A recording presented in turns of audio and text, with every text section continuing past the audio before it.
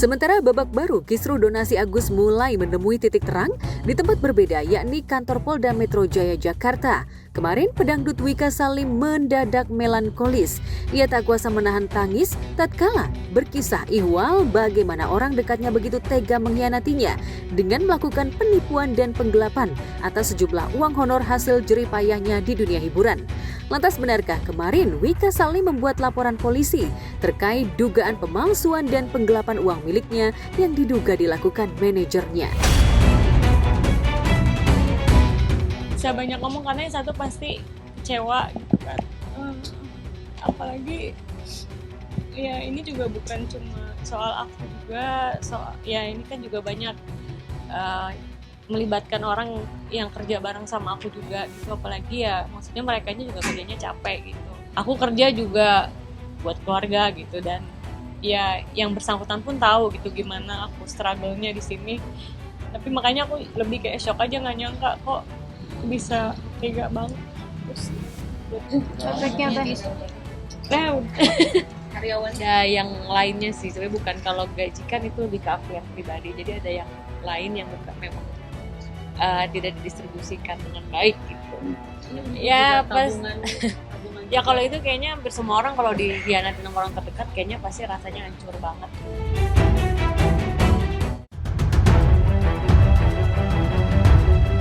Sandi Arifin selaku tim juru bela Wika memang mengaku belum resmi melaporkan manajer Wika. Pihaknya masih sebatas melayangkan somasi dan masih membuka jalan damai jika orang terdekat Wika ini siap bertanggung jawab atas perbuatannya. Lantas benarkah kerugian yang dialami Wika Salim ditaksir mencapai miliaran rupiah? Ya ada yang tersampaikan gitu, jadi Tapi dipotong gitu atau Ya intinya tidak transparan lah dalam membuat laporan, intinya itu. lagi kalau aku kan sebenarnya orangnya juga lempeng-lempeng aja dan kayak nggak sampai ke sini gitu pikirannya. Yang pasti ada unsur penipuan penggelapan ada di situ. Nanti kita lihat karena kan kita masih ngumpulin data. Lagi komunikasi. Mudah-mudahan ada itikat baik bisa selesai.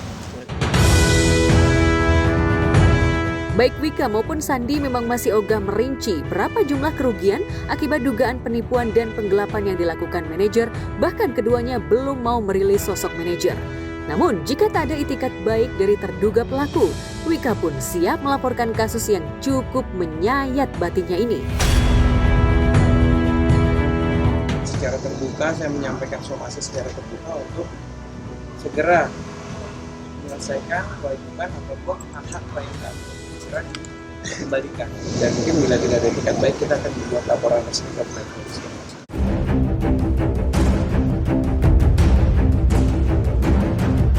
Ya, sebelum laporan ini mencuat melalui Instagram pribadinya, Wika Salim sempat mengumumkan ke publik bahwa manajer yang menanganinya telah berganti. Dari yang semula berinisial IH, kini diganti dengan manajer bernama Vela. Maklumat pergantian manajer pribadinya itu sempat mengundang tanya dari warganet terutama fans Wika. Tapi pasca kehadiran Wika ditemani juru belanya kemarin di Polda Metro Jaya, akhirnya terkuak jika ternyata manajer lama berinisial IH tengah berada dalam kemelut dugaan penipuan dan penggelapan. Lantas benarkah Wika trauma memberi kepercayaan penuh pada manajernya? Trauma ya lebih shock aja sih, aku kayak shock banget, nggak nyangka. Terus begitu tahu ternyata ada hal seperti ini aku shock. Ya aku kemarin sempat itu juga waktu lagi kerja ya sakit karena kan harus tahan untuk tetap supaya nggak terlihat terjadi apa-apa, karena kan aku juga aku menghibur orang.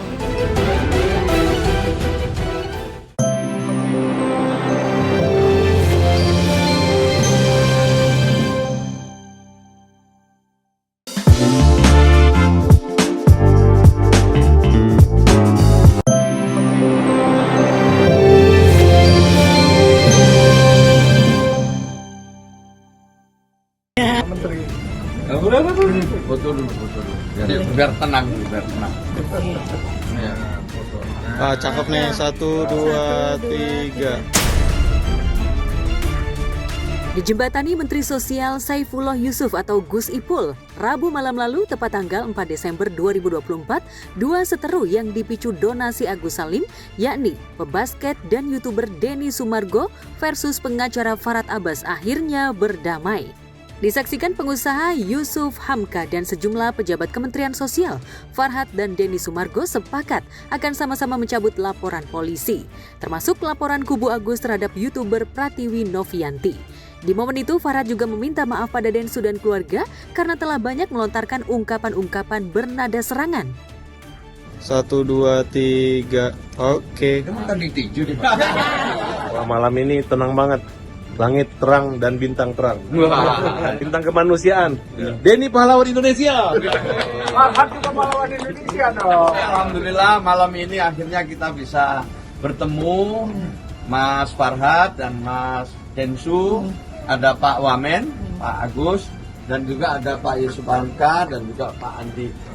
Alhamdulillah kita bisa bicara enak. Dengan keringanan hati saya, ya kami saling memaafkan lah gitu. Dan saya menyatakan minta maaf dengan kerendahan hati saya, terutama buat keluarga atau istrinya dan saudara-saudaranya. Begitu juga Bang Denny juga menyampaikan rasa persahabatan, karena dari awalnya kami nggak ada masalah. Nah ini mungkin karena dunia medsos sekarang ini sehingga jadi seperti itulah. Saya juga pribadi sudah menyampaikan ke Mas Farhad tadi mengenai apa yang menjadi keresahan saya, dan beliau juga sangat berbesar hati. Terima kasih banyak Mas Farhad, karena yang kita butuhkan itu sekarang kebesaran hati kita untuk saling memaafkan. Dan saya pribadi juga minta maaf apabila ada sikap saya menyinggung, terutama saat saya nyamperin ke rumah.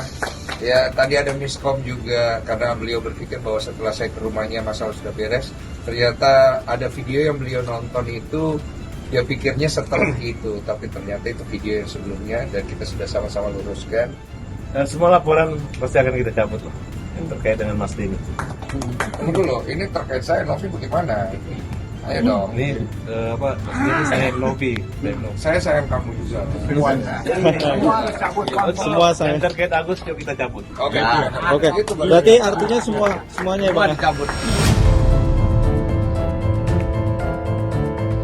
Perdamaian antara Farhad dan Densu memang cukup mengejutkan setelah keduanya beberapa kali terlibat adu mulut hingga saling lapor. Bahkan pasca kesepakatan damai di kantor Kemensos itu mencuat, netizen meragukan ketulusan damai antara kedua belah pihak. Bahkan sebagian warganet yang menduga jika dari raut wajahnya Densu tampak terpaksa berdamai dengan Farhad karena menghargai wasilah atas istrinya, pengusaha Yusuf Hamka. Damai berarti ya, Bang. Pokoknya kita nggak mau cubit-cubitan, maunya cabut-cabutan. Saya gembira sekali karena Mas Densu dengan Mas Farhad dua-duanya bisa bertukar pikiran, kemudian saling klarifikasi, tabayun, dan yang juga penting, alhamdulillah kedua-duanya bisa saling memaafkan. Tidak ada yang salah di sini, tapi bisa saling memaafkan. Itu saya kira istimewa sekali. Awalnya semua ini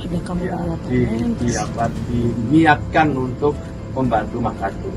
Tentu itu adalah niat yang sangat baik. Pak Hamka sendiri, Pak Yusuf Hamka sendiri datang ke sini juga memang ingin menghadirkan kebaikan.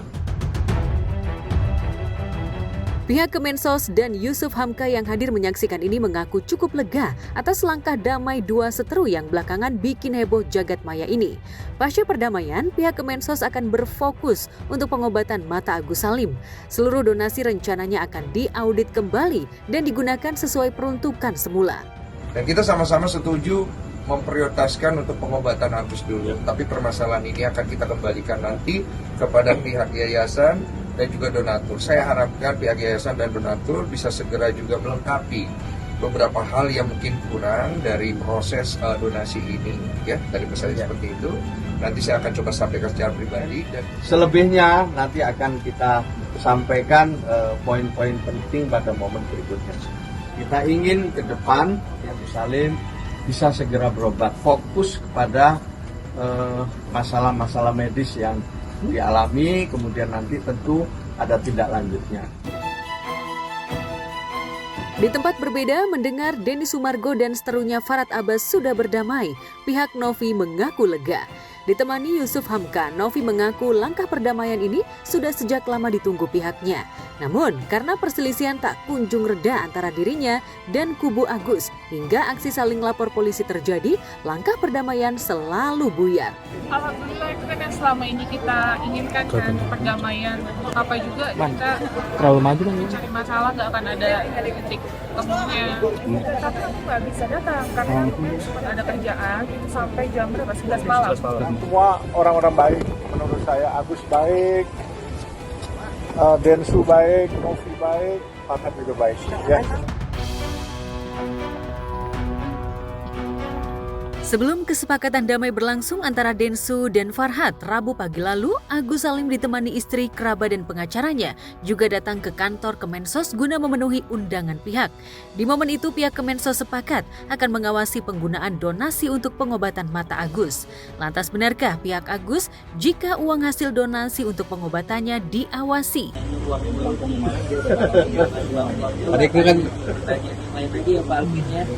Balik bakal pengobatan dan apapun yang Novi sarankan. Jadi kalau Novi bilang, oh ya ini ada sisanya nih, boleh untuk kebutuhan sehari-hari, ya sudah. Donasi kalau sudah diberikan kepada seseorang, ya itu haknya dia, itu haknya si Agus. Ya, cuma Agus secara moral memang wajib melaksanakan itu, bertanggung jawab gitu loh. Tapi secara hukum dia sudah pemiliknya. Sifat si Agus yang teriak-teriak, itu sangat tidak, menurut saya kelewatan. Orang dia udah ditolong masih teriak-teriak. Nah, apaan sih kayak gitu? Itu orang atau diri tuh orang. Sudah terlalu ribet. Kalau memang Novi merasa itu salah, gugat aja langsung. Ya kan? Gugat aja langsung, selesai. Ya kan? Gak usah terlalu banyak di medsos. Ya. Kalau Novi merasa itu melanggar hukum, ya gugat perdata. Ya kan? Kalau sama juga si Agus juga bisa menggugat. Agus bisa mengatakan itu hak gua. Apa urusan lu lagi? Kasus donasi Agus yang semula diniatkan untuk fokus pada pengobatan kedua mata Agus Salim yang disiram air keras ini pun makin buyar dan melebar. Diduga ada banyak pihak yang ikut mendompleng kasus donasi Agus, hingga munculnya donatur yang melaporkan hasil donasi ke Pusat Pelaporan dan Analisis Transaksi Keuangan atau PPATK resmi dengan ditemani juru bela alias pengacara yang suka warawiri di layar kaca. Untuk para pihak donatur yang sekarang ini berada di bawah kawalan kuasa hukumnya Pak Pablo, untuk bisa juga menurunkan emosinya juga, ya. Bang Farhad juga bisa menurunkan emosinya, tensinya di sosial media. Begitu, jangan terlalu sering nyerang-nyerang juga, ya. Tapi saya nggak lihat masa lalu lagi. Sekarang saya katakan bahwa saya ingin lihat masa depan. Saya ingin Agus sembuh. Saya ingin para donatur itu bawa uangnya nggak kemana-mana, tapi semata-mata untuk membantu orang yang susah, membantu kaum yang lemah. Jadi semuanya dari segala kubu ini sudah bicara islah sih gitu ya. Jadi harusnya sih dalam waktu dekat kita bisa beresin biar supaya ini jangan jadi polemik yang berkelanjutan. Donasi itu sebenarnya perkara sangat receh gitu loh. Entah kenapa orang berlomba-lomba pengacara biar tampil di media. Pengacara-pengacara yang kurang populer pada berlomba biar masuk agar viral. Lebar kemana-mana karena orang pada pengen pamer, pada pengen pansos. Harusnya bagaimana sih menurut Abang? Ya harusnya kayak gue dong, perkara-perkara besar gitu loh. Ya, semua teman-teman, semua yang terlibat konflik ini supaya segera menyelesaikan karena ini kontraproduktif, membuang energi yang sia-sia. Nanti akhirnya saya kok melihat akan panjang yang nggak keru-keruan. Nanti bukan jadi telenovela, jadi telenovela. Sementara pengusaha Yusuf Hamka yang diketahui punya kedekatan dengan Denny Sumargo karena Olivia Alan belakangan diketahui menjabat sebagai komisaris di salah satu perusahaan milik Yusuf Hamka. Pun kedekatannya dengan Farhad menyayangkan kekisruhan yang justru melunturkan semangat kesetiakawanan sosial yang sejatinya jadi modal utama dalam kasus donasi Agus. Tapi karena beragam drama yang terlanjur ramai di jagat maya, Yusuf prihatin hingga tergerak untuk mendamaikan dua seteru ini melalui wasilah kantor Kementerian Sosial. Bahkan setelah Farhad dan Densu berdamai, rencananya pihak Yusuf Hamka dan Kemensos akan kembali duduk bersama dengan pihak Novi dan Agus agar lebih fokus pada pengobatan Agus selaku korban penyiraman air keras. Lantas akankah kelak Novi siap berdamai dan tak akan kembali walk out? Akankah kisruh donasi Agus ini menjadi babak baru setelah kisruh melebar kemana-mana? Yusuf Hamka ini adalah omnya, bapaknya, bapak mertuanya Pak Dini Sumargo. Kalau saya adiknya Pak ini, jadi nggak mungkin kami bersaudara, nggak mungkin kami ribut gitu. Karena Pak Yusuf Hamka ini kalau saya berantem atau apa-apa, dia yang duluan pergi cari Farhad, cari damai gitu. Sama Ahmad Dhani yang damaikan saya beliau, sama Ahok dan Anton Medan juga beliau. Jadi kalau sudah orang tua turun tangan dan orang yang bijak turun tangan, kalau kita nggak dengar ya jadi apa gitu. Terima kasih Pak Yusuf Hamka. Damai itu indah, selesaikan dengan hati. Kalau dengan emosi nggak ketemu. Ke depan saya ingin minta bantuan Mas Denny Sumargo, Mas Farhad dan semua pihak yang ingin membantu saudara-saudara kita yang lain.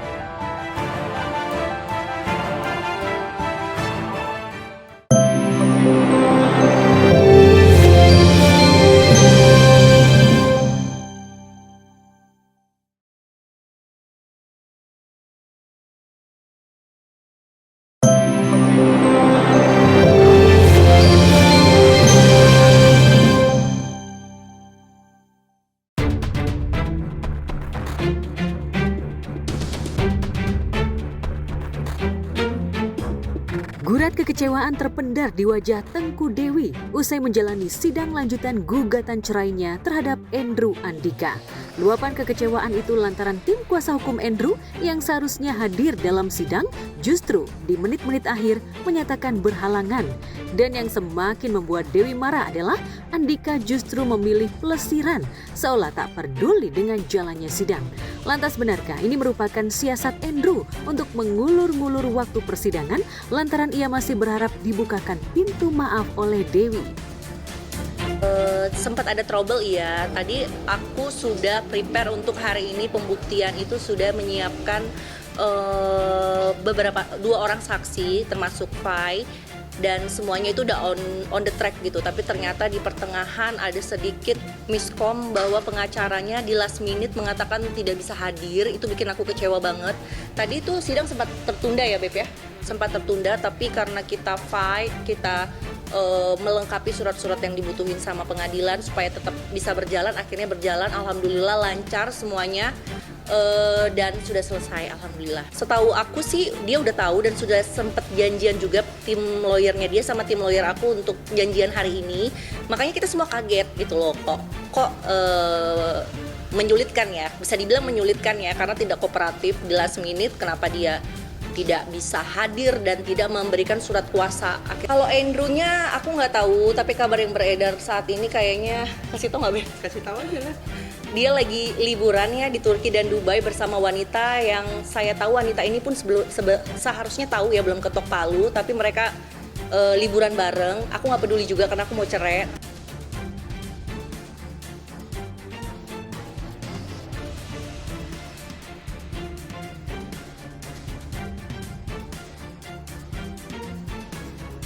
Tak ada lagi jalan islah bagi Andrew. Dewi terus berjuang menata asa untuk menjalani kehidupan yang baru tanpa harus beriringan dengan Andrew.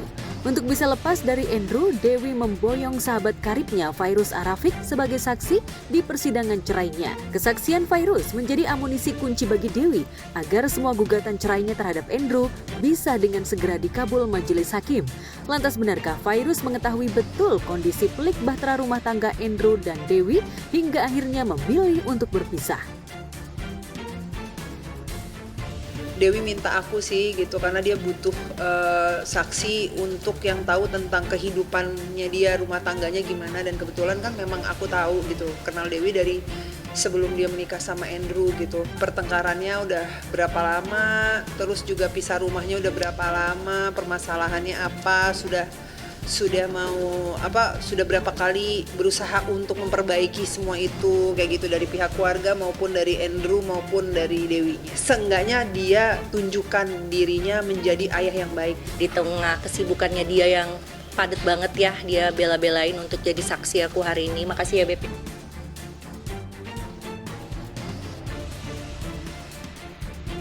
Berpisah memang menjadi jalan satu-satunya Dewi untuk bisa menata hidup baru tanpa ada Andrew. Apalagi kekecewaan Dewi memang sudah membuncah hingga tak bisa lagi ia menampungnya. Kesempatan untuk memperbaiki rumah tangga sejatinya telah diberikan Dewi kepada Andrew. Namun sayangnya kesempatan itu tak dimanfaatkan dengan baik oleh Andrew. Bahkan yang terakhir, kepedulian Dewi kepada Andrew bukan kaleng-kaleng ketika ia menjemput suaminya itu usai menjalani rehabilitasi lantaran kedapatan mengonsumsi barang haram narkoba. Meski dalam situasi cerai, namun Dewi sedikit mengendurkan egonya untuk bisa menjemput Andrew.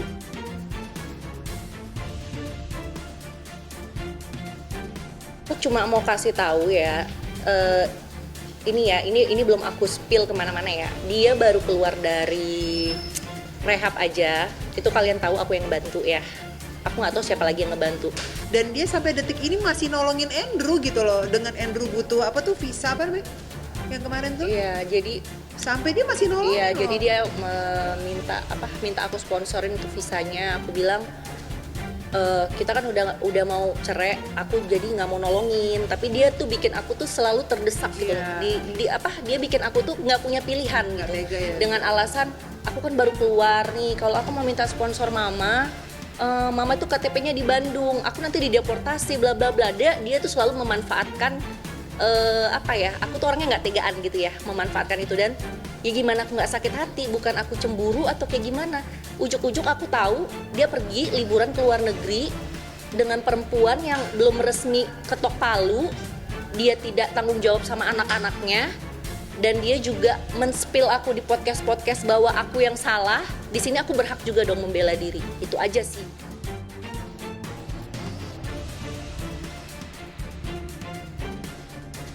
Tapi sayang, pengorbanan Dewi justru dibalas dengan sebuah ungkapan yang justru mengiris hati Dewi. Ketika Andrew warawiri menjadi tamu undangan di beberapa siniar. Dan yang membuat sesak di dada adalah ketika ayah 2 orang anak itu memberi alasan ihwal dirinya bermain api dengan wanita idaman lain di belakang Dewi. Mungkin yang lebih menghargai, yang lebih perhatian, yang lebih ngurusin. Iya, aku sih nggak mau ngomong banyak-banyak ya. Aku yakin di sini orang-orang bisa menilai lah seperti apa. Aku tidak mau membuka aib dari orang yang pernah berhubungan sama aku. Yang penting sekarang aku cuma minta doanya aja, semoga proses perceraian aku ini berjalan dengan lancar. Jadi kita bisa melanjutkan hidup lagi sendiri-sendiri. Mungkin juga kali kalau misalnya kasih kebebasan ke pasangannya, mungkin ya dia bakalan bahagia mungkin. Jangan menyalahkan orang lain, dan dia udah dewasa ya, jadi nggak perlu ada orang lain di sekitar dia yang mengontrol hidup dia. Itu pilihan hidup dia. Balik lagi, aku nggak ke distract lagi dengan hal-hal yang begini. Cuma aku di sini mau meluruskan apa yang dia katakan yang menyalahkan aku selama pernikahan ya, itu tidak benar. Jadi aku pengennya ya dia ngomong berdasarkan fakta aja. Tak sampai di situ, luapan kekecewaan juga dilontarkan Andrew kepada istrinya lantaran masalah perselingkuhannya dibongkar di jejaring maya. Alhasil, Andrew pun kesulitan mendapat pekerjaan. Lantas benarkah selain diduga mengulur-ngulur waktu sidang cerai, benarkah ketidakhadiran Andrew lantaran kecewa reputasinya di industri hiburan tanah air dirusak Dewi? Lantas apa tanggapan Dewi ihwal pengakuan Andrew? Kenapa harus ngeblow up itu semua sampai akhirnya kerjaan aku yang jadi susah juga gitu loh. Oh ya yang harus sekali. Pekerjaan kamu berkurang? Oh iya. Gara-gara skandal itu? Oh iya pasti ya. Tadinya kerjaan gimana, Bro? Tadinya kerjaan lancar. Terus dia kan kesulitan untuk mencari pekerjaan. Di situ aku punya manajer yang aku minta tolong supaya membantu dia mencari pekerjaan. Nah, dia tuh sebenarnya udah dapat sinetron, tapi dia batalin cuma karena dia pengen liburan gitu loh. Jadi jangan menyalahkan orang lain. I think ini konsekuensi yang aku harus jalanin sih sekarang. Jadi jangan menyalahkan orang lain ya. Even aku udah dizolimin, aku suka bantuin dia loh sampai sekarang. Selama ini tuh aku 12 tahun tuh ternyata hidup sama orang yang memang berubah, atau sebenarnya dia seperti ini tapi memang dia menutup topeng selama ini. Itu aja sih yang aku pertanyaan, tapi aku udah ikhlasin semuanya.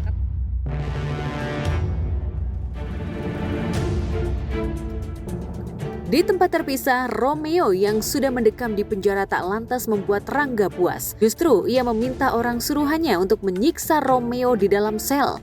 Tak ada lagi rasa empati bagi Rangga, yang ada hanya amarah demi menutupi ulahnya lantaran telah membuat putri kesayangannya meregang nyawa. Dia itu namanya Romeo, dan tolong lu siksa dia selama dia ada di sana. Gue punya tawaran menarik. Gue ada uang 100 juta. Just take it or leave it. Lu siapa sebenarnya? Lu gak perlu tahu gue itu siapa, dan itu bukan urusan lo. Gue hanya mau lu jalanin tugas gue dengan benar. Hanya itu aja. Lu semua rencana harus berjalan sesuai rencana. Pokoknya gue nggak mau gagal.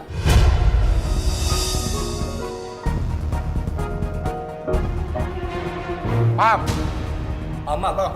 Memang Rangga pada saat ini tidak terima dengan hal itu gitu kan. Jadi akhirnya dia melampiaskan amarahnya, walaupun ini kesalahannya dia, tapi dia melampiaskan amarahnya dia atau kelakuannya dia itu ke si Romeo gitu sih.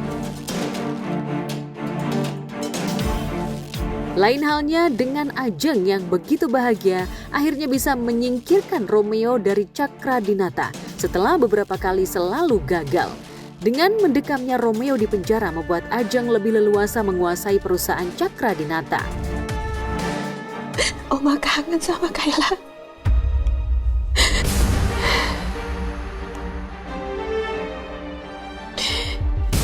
Ini semua gara-gara Romeo. Anak pembawa sial. Ya. Semenjak Heru menitipkan anaknya dan aku membawa masuk ke dalam rumah ini. Aku hidup di dalam rumah ini seperti neraka ini rumah. Ya. Bapak sama anak sama-sama pembawa sial. Ya kalau misalkan Romeo ngejahatin balik kan nggak mungkin, karena Romeo karakternya seperti itu. Ya di sini kan yang biasanya punya rencana-rencana jahat kan emang selalu seputar Rangga sama Bu Ajeng.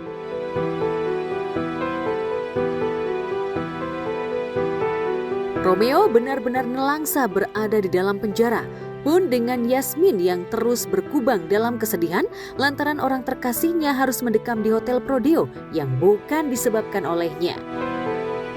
Bener-bener gak tega sebenarnya Mbak. Romeo harus jadi kayak gini.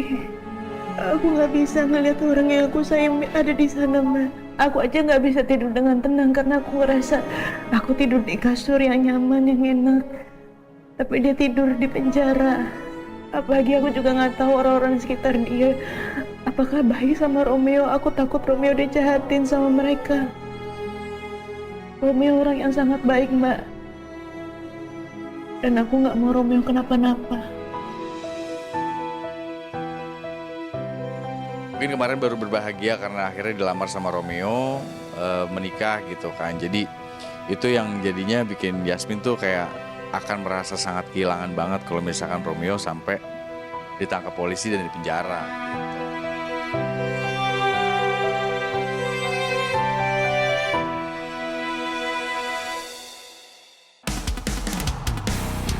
Pertarungan sepak bola ASEAN akan dimulai.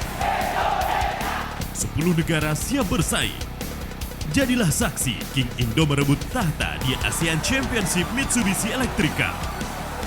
Inilah momen bersejarah tim Garuda. Saksikan ASEAN Championship Mitsubishi Electric Cup 2024 di RCTI dan GTV. Kalau ibu dan ayah bilang rebutan, artinya itu sayang. Sayang sama ayah. Aneh banget semua. Ayo dia pilih dulu, dia pilih mana?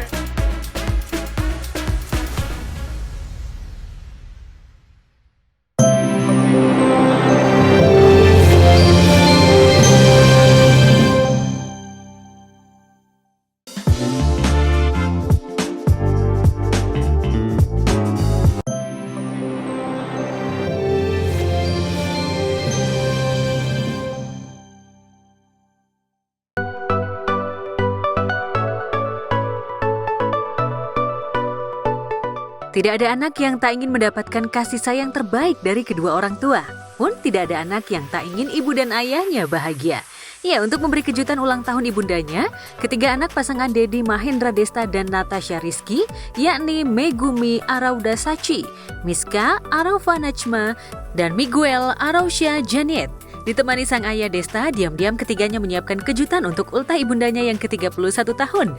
Dan seperti inilah persiapan mereka.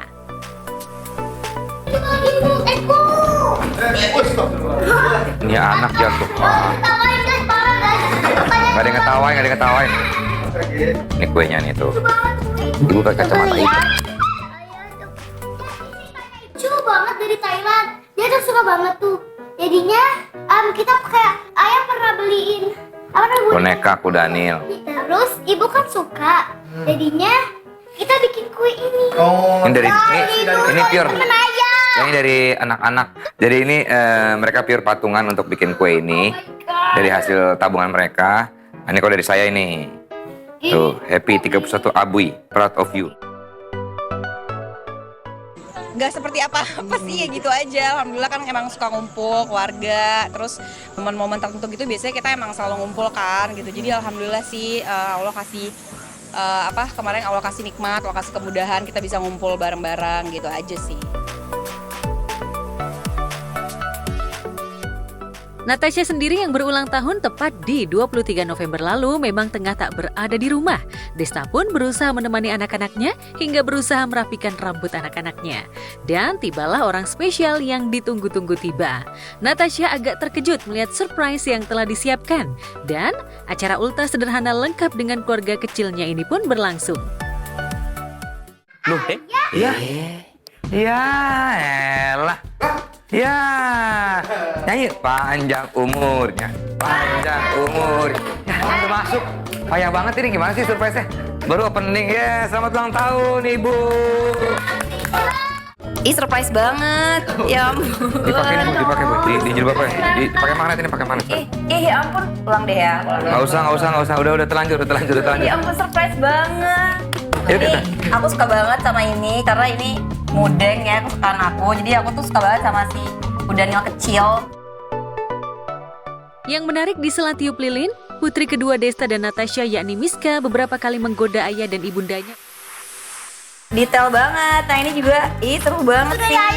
Thank you loh. Sweet manis ya? Bukan sweet sama ayah, Pak. Ibu dan ayah bilang ya bukan, artinya itu sayang. Kasih sayang sama ayah. Aneh banget semua. Ya nggak tahu, minta sama Allah aja. Kalau dari Natasha Rizky gimana aja Mbak? Namanya juga anak-anak ya, gitu aja sih, seru-seruan aja gitu. Jadi emang Miska kan emang unik ya, jadi emang kayak gitu, jadi buat seru-seruan aja lah sekeluarga. Desta tak bisa berkata-kata saat Miska mencoba mendekatkan kembali Natasha, terperangah dengan tingkah putrinya.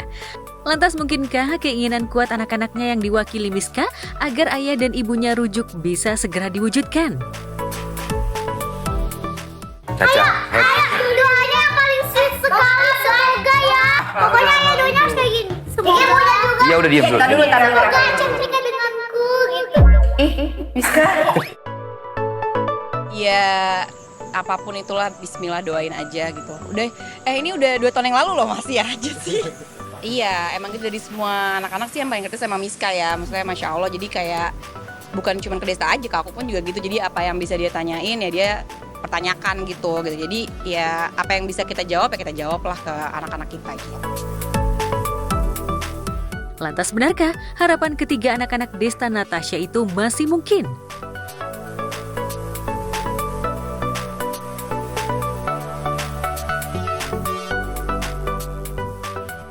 Saat tingkah lucu dan menggemaskan, putri kedua Desta dan Natasha mewarnai hari bahagia ultah Natasha di tempat berbeda.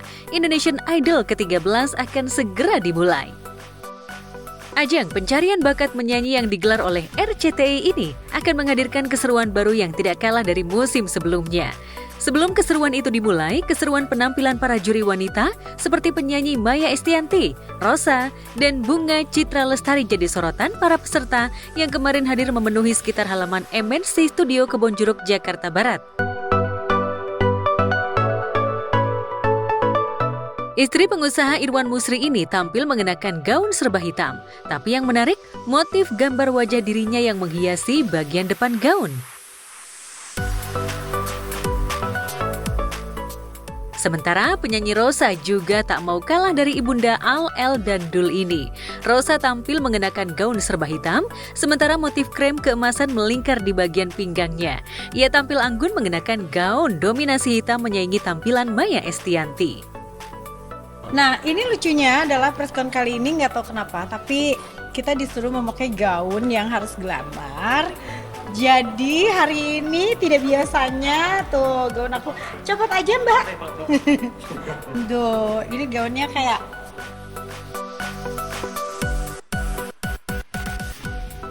karena biasanya aku memakai baju gini hanya untuk nyanyi. Sementara Bunga Citra Lestari tampil lebih girly. Layaknya remaja masih muda mengenakan rok pendek serba silver berkilau dengan atasan hitam dan tampilan rambut pirangnya yang menimbulkan semangat energiknya.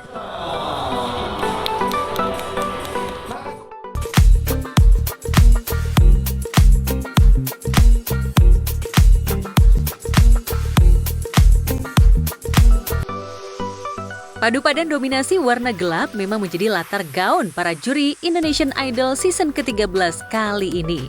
Lantas bagaimana persiapan Rosa, Maya, dan Bunga Citra Lestari jelang dimulainya ajang pencarian bakat bergengsi ini? Benarkah mereka merasakan atmosfer baru di mana para peserta Indonesian Idol menunjukkan kemampuan musikalitas dan bakat menyanyi yang bagus? Kalau yang sekarang tuh kapasitas mereka bernyanyi itu hampir sama. Jadi hampir kayak kembali ke season 10 ya. Kalau ke season 10 juga kayak jago-jago pada jago nyanyi semua ya gitu loh. Nah, tapi kalau kita compare dengan season yang sebelumnya itu apakah ada yang sama? Enggak, ini berbeda lagi. Ini ada penyanyi yang punya skill yang berbeda lagi gitu. Jadi nggak bisa disamain sama yang season sebelumnya gitu. Ya cakep kalau nggak bisa nyanyi buat apa gitu kan. Nah, bukan kecakapan idol, tapi ini adalah Indonesian Idol gitu, mencari vokalis. Kalau menurut aku sih season 13 ini cukup berbeda ya, karakter vokal orang-orangnya, kontestannya tuh cukup berbeda terus dari yang season sebelumnya. Senang banget ya karena jujurnya adalah aku ngerasa kayak memang di idol ini kita diberikan kesempatan untuk menjadi saksi di awal karir para musisi-musisi hebat ini. Ya, selain kualitas para peserta dengan latar genre, keseruan juga tampak dari mulai audisi sebelum bertemu dengan para juri utama. Apalagi peserta yang ikut tahun ini 2 kali lipat dari tahun sebelumnya. Dari 13.000 peserta di tahun lalu, kini menjadi 30.000 peserta. Nah, so pasti bikin penasaran menunggu ajang ini segera bisa disaksikan di layar kaca RCTI.